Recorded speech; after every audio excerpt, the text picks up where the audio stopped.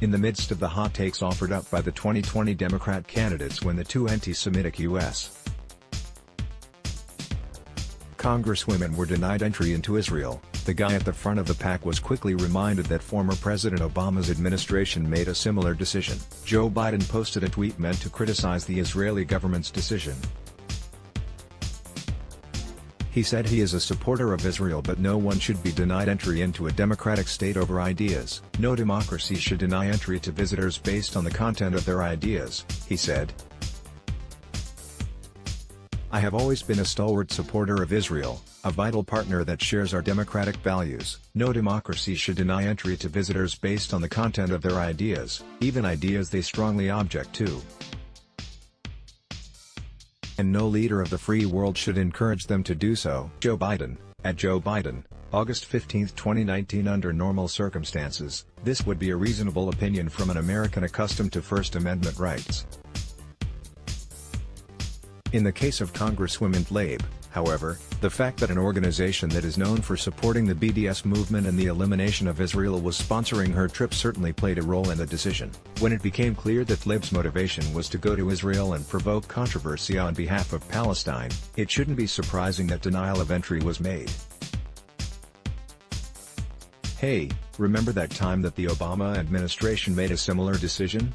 As a matter of fact, the Obama administration made a similar move in 2012 when the State Department denied entry to a member of the Israeli Knesset. Ben Shapiro quickly reminded Biden he was vice president when that happened. Remember that time the Obama administration barred a member of Israeli Knesset from entering the United States in 2012? Because you were vice president at the time. https://t.co/kbl47nj9tn. Ben Shapiro, at Ben Shapiro, August 15, 2019. In that case, the person denied a visa to enter the United States to attend a conference was Michael Ben-Ari. The reason given was that, according to the State Department, Ben-Ari had ties to a terrorist group. This idea centered around Ben-Ari's conservative views and actions. He follows Kahanism ideology, which means he believes that Arabs shouldn't be living in Israel and shouldn't have voting rights in Israel. The Koch Party has been banned by the Israeli government and the U.S. State Department has labeled it a foreign terrorist organization. Michael Ben-Ari's denial of entry would fall into the same category as Tlaib since both were denied due to their political statements. Yet Biden only voiced objection to one, and that happened in the course of his Democrat primary campaign.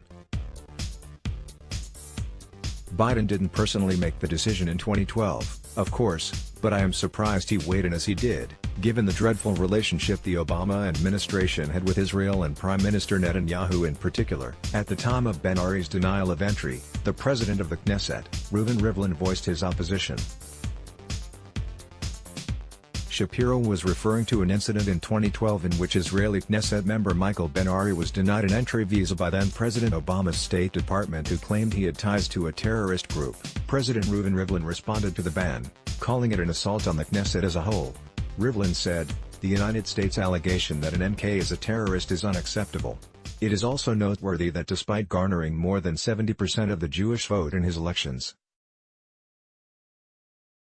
Obama, with Biden at his side, pursued policies that were anti-Israel, including a deal greenlighting Iran's nuclear program at the same time the country was ringing with calls of death to Israel and America and running tests of intercontinental missiles with death to Israel painted on their nose cones." The organization sponsoring Tlaib and Omar is Miftah, an anti-Israel propaganda group founded by Hanin Ashrawi. The group organizes junkets to introduce U.S. politicians to the region and their propaganda. For example, in 2016 Rep. Hank Johnson, DGA, was caught calling Jews termites in a speech a few months after one such trip to Israel with Miftah. You may remember Johnson as the congressman who voiced his concern that Guam may tip over and capsize if it becomes overpopulated. So, if the outrage is over Israel denying entry to members of Congress, that argument can quickly be overruled because of the intentions of the politicians who were denied. Tlaib made her intention perfectly clear in a tweet Friday. When she was granted entry to visit her elderly grandmother, the reason for her trip, she claimed, Rep. Glabe said never mind. Silencing me and treating me like a criminal is not what she wants for me. It would kill a piece of me. I have decided that visiting my grandmother under these oppressive conditions stands against everything I believe in, fighting against racism, oppression and injustice. https://t.co/z5t5j3qk4h, Rashidat Laib, at Rashidat Laib, August 16, 2019. A visit to see grandma was just an excuse, and it looks like Laib hates Israel more than she loves her elderly grandparent. It's all about Palestine, not America with her. Glabe is milking it for all the political capital she can get with her supporters. Rep. Omar made the same claims as Laib. They were going to witness the occupation of Palestine. Let's be clear, the goal of our trip was to witness firsthand what is happening on the ground in Palestine and hear from stakeholders, our job as members of Congress. But since we were unable to fulfill our role as legislators, I am sharing what we would have seen. Thread, Ilhan Omar, at Ilhan MN, August 16, 2019. I agree with Ed's conclusion that ended his article Friday. Glabe's a lying provocateur, who's now been caught in her own trap. Glabe was caught and exposed herself and her intentions. Sleepy Joe Biden allowed himself to get involved because he's in a campaign now. I'll end with this. We've been pondering the memory lapses of good old Joe on the campaign trail and enjoying the entertainment of his verbal gaffes, too. Well, he did it again.